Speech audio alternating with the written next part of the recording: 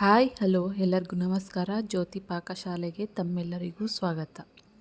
ನನ್ನ cooking videos ನಿಮಗೆ ಇಷ್ಟ ಆದಲ್ಲಿ ಜ್ಯೋತಿ ಪಾಕಶಾಲೆ ವಿಡಿಯೋಸ್ನ ಲೈಕ್ ಮಾಡಿ. ಹೊಸದಾಗಿ ನನ್ನ ಕುಕಿಂಗ್ ವಿಡಿಯೋಸ್ ನೋಡ್ತಿದ್ದಲ್ಲಿ ಜ್ಯೋತಿ ಪಾಕಶಾಲೆ ಚಾನಲ್ನ ಸಬ್ಸ್ಕ್ರೈಬ್ ಮಾಡಿಕೊಡಿ. ಈ ವಿಡಿಯೋ ಹೇಗನ್ನಿಸ್ತು ಅಂತ ಕಮೆಂಟ್ ಮಾಡಿ. ಈ ವಿಡಿಯೋ ಇಷ್ಟ ಆದಲ್ಲಿ ಒಂದು ಲೈಕ್ ಮಾಡಿ. ನಾನು ಈ ದಿನ ರುಚಿಕರವಾದಂತಹ ತೊಗರಿಬೇಳೆ ಚಟ್ನಿ ಮಾಡುವ ವಿಧಾನ ತಿಳಿಸ್ಕೊಡ್ತೇನೆ.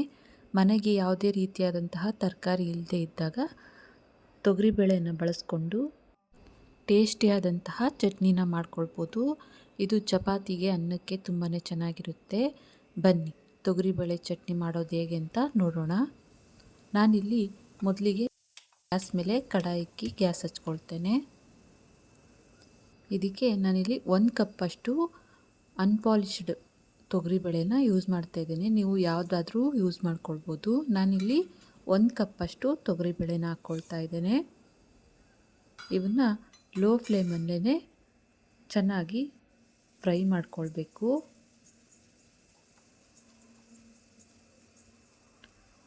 ನೋಡಿ, ತೊಗರಿಬೇಳೆ ಎಲ್ಲ ಚೆನ್ನಾಗಿ ಫ್ರೈ ಆಗಿದ್ದಾವೆ. ಈಗ ಇದಕ್ಕೆ 1 ಗಡ್ಡೆಯಷ್ಟು ಬೆಳ್ಳುಳ್ಳಿನ ಸೇರಿಸ್ಕೊಳ್ತೇನೆ. ಹಾಗೆ ಒಂದು 10ರಿಂದ 12 ಒಣಮೆಣ್ಸಿನ್ಕಾಯಿನ ಸೇರಿಸ್ಕೊಳ್ತೇನೆ. ನಿಮಗೆ ಖಾರಕ್ಕೆ ತಕ್ಕಂಗೆ ಒಣಮೆಣ್ಸಿನ್ಕಾಯಿನ ಹಾಕ್ಕೊಳ್ಬೋದು. ಹಾಗೆ ಸ್ವಲ್ಪ ಕರಿಬೇವನ್ನ ಹಾಕ್ಕೊಳ್ತೇನೆ. ಹಾಗೆ ಚಿಕ್ಕ ನಿಂಬೆಹಣ್ಣಿನ ಗಾತ್ರದಷ್ಟು ಹುಣಸೆಹಣ್ಣನ್ನು ಹಾಕ್ಕೊಳ್ತಾ ಇದ್ದೇನೆ. ರುಚಿ ತಕ್ಕಂಗೆ ನಿಮಗೆ ಹುಣಸೆಹಣ್ಣನ್ನು ಸೇರಿಸ್ಕೊಳ್ಬೋದು. ಎಲ್ಲವನ್ನು ಹಾಕಿ ಅವನ್ನು ಸ್ವಲ್ಪ ಡ್ರೈ ರೋಸ್ಟ್ ಮಾಡ್ಕೊಳ್ತಾ ಇದ್ದೇನೆ. ನೋಡಿ, ಒಣಮೆಣ್ಸಿನ್ಕಾಯಿ ಕರಿಬೇವು ಎಲ್ಲ ಫ್ರೈ ಆಗಿದ್ದಾವೆ. ಈಗ ಇದಕ್ಕೆ ಒಂದು ಅರ್ಧ ಟೀ ಸ್ಪೂನಷ್ಟು ಜೀರಿಗೆನ ಹಾಕ್ಕೊಳ್ತೇನೆ. ಹಾಗೆ ಒಂದು ಅರ್ಧ ಟೀ ಸ್ಪೂನಷ್ಟು ಅರಿಶಿನ ಹಾಕ್ಕೊಳ್ತೇನೆ. ಇದನ್ನು ಕಲಿಸ್ಕೊಳ್ಳೋಣ.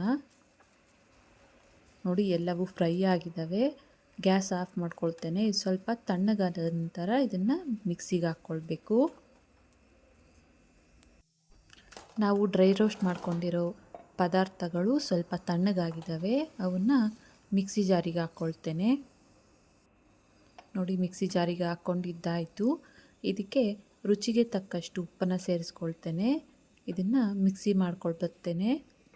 ನೋಡಿ, ಈ ರೀತಿ ತರಿಯಾಗಿ ರುಬ್ಕೊಂಡಿದ್ದೀನಿ.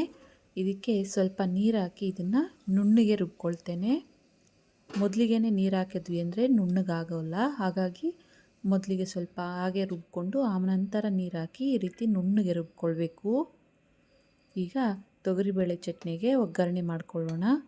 ಮತ್ತು ಅದೇ ಕಡಾಯಿನ ಗ್ಯಾಸ್ ಮೇಲೆ ಇಕ್ಕಿ ಗ್ಯಾಸ್ ಹಚ್ಕೊಳ್ತೇನೆ. ಇದಕ್ಕೆ ಸ್ವಲ್ಪ ಎಣ್ಣೆನ ಹಾಕ್ಕೊಳ್ತೇನೆ. ಎಣ್ಣೆ ಕಾದಿದೆ. ಸಾಸಿವೆ ಹಾಕ್ಕೊಳ್ತೇನೆ. ಹಾಗೆ ಸ್ವಲ್ಪ ಕರಿಬೇವನ್ನ ಹಾಕ್ಕೊಳ್ತೇನೆ. ಈಗ ಇದಕ್ಕೆ ರುಬ್ಬಿರೋಂಥ ತೊಗರಿಬೇಳೆ ಚಟ್ನಿನ ಹಾಕ್ಕೊಳ್ತೇನೆ. ಮಿಕ್ಸಿ ಜಾರ್ಗೆ ಸ್ವಲ್ಪ ನೀರು ಹಾಕಿ ಕಲಸಿ ಹಾಕ್ಕೊಳ್ತೇನೆ. ಒಗ್ಗರಣೆ ಚಟ್ನಿ ಎಲ್ಲ ಮಿಕ್ಸ್ ಆಗೋ ರೀತಿ ಚೆನ್ನಾಗಿ ಇದನ್ನು ಕಲಿಸ್ಕೊಳ್ಳೋಣ.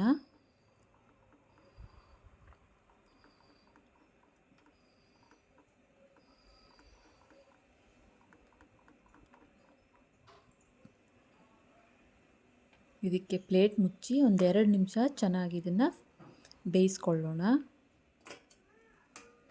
ನೋಡ್ಬೋದು, ಚಟ್ನಿ ಎಲ್ಲ ಸೈಡಲ್ಲೆಲ್ಲ ಎಣ್ಣೆ ಬಿಟ್ಕೊಂಡಿದೆ. ತೊಗರಿಬೇಳೆ ಚಟ್ನಿ ರೆಡಿಯಾಗಿದೆ.